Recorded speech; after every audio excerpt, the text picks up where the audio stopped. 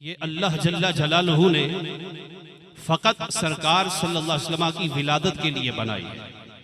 خدا کی خود رضا ہے، خدا کی رضا چاہتے ہیں دو عالم، خدا چاہتا ہے رضائے محمد۔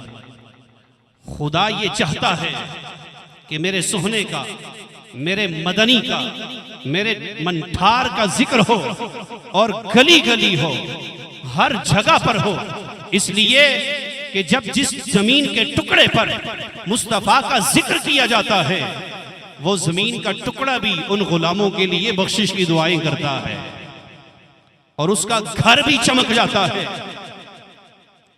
اس کی زندگی بھی چمک جاتی ہے۔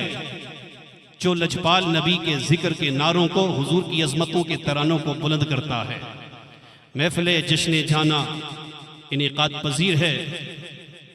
احباب، ہم یہی چمک لینے کے لیے یہاں پر بیٹھے ہیں۔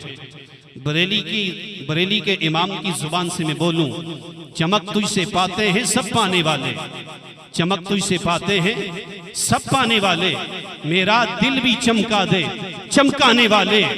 میں مجرم ہوں آقا مجھے ساتھ لے لو، میں مجرم ہوں آقا مجھے ساتھ لے لو، کہ رستے میں ہے جا بجا تھانے والے۔